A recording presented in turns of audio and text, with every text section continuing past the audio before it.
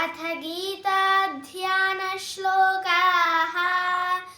ॐ पार्थाय प्रतिबोधितां भगवता नारायणेन स्वयं व्यासेन ग्रथितां पुराणमुनिना मध्ये महाभारतम् अद्वैतामृतवर्षिणीं भगवतीम् अष्टादशाध्यायिनीम् अम्ब त्वामनुसन्दधामि भगवद्गीते भवद्वेषिणीं। नमोऽस्तु ते व्यासविशालबुद्धे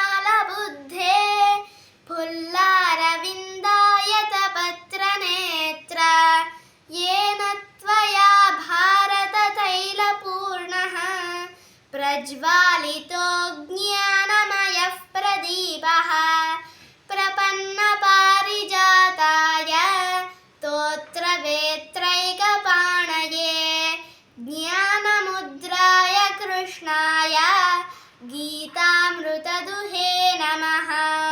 वसुदेवसुतं देवं कंसचाणूरमर्दनं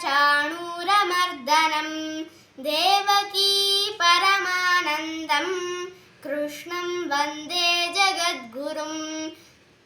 भीष्मद्रोणतटा जयद्रथजला गान्धारनीलोत्पला शल्यग्राहवती कृपेण वहनी कर्णेन वेलाकुला अश्वत्थामविकर्णघोरमकरा दुर्योधनावर्तिनी सोत्तीर्णा खलु पाण्डवैरणनदी कैवर्तकः केशवः पाराशर्यवचः सरोजममलं गीतार्थगन्धोत्कटं नानाख्यानककेसरं हरिकथा सम्बोधनाबोधितं। लोके सज्जनषट्पदैरहरः पेपीयमानं मुदा भूयाद्भारतपङ्कजं कलिमल प्रध्वंसिन श्रेयसे। मूकं करोति वाचालं पङ्गुं लङ्घयते गिरिं यत्कृपातमहं वन्दे परमानन्दमाधवं।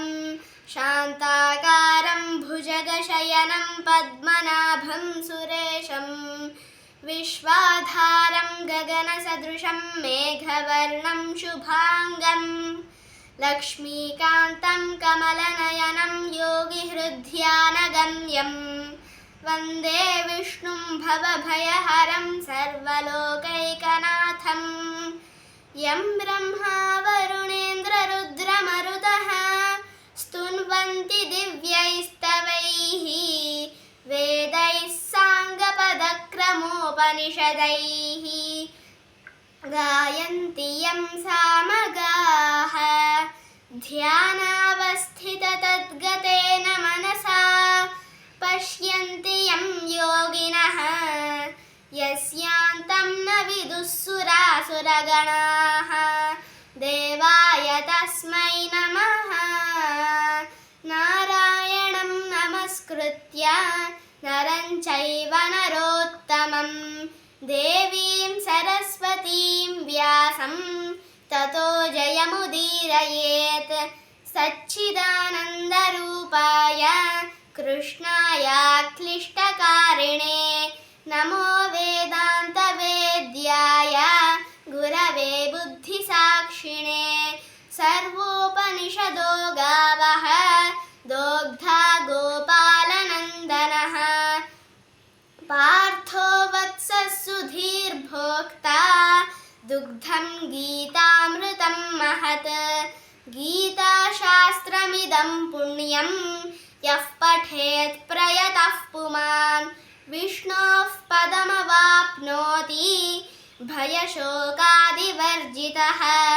एकं शास्त्रं देवकीपुत्रगीतम् एको देवो देवकीपुत्रः पुत्र एव एको मन्त्रस्तस्य नामानि यानि कर्माप्येकं तस्य देवस्य सेवा। ॐ श्रीकृष्णाय परमात्मने नमः।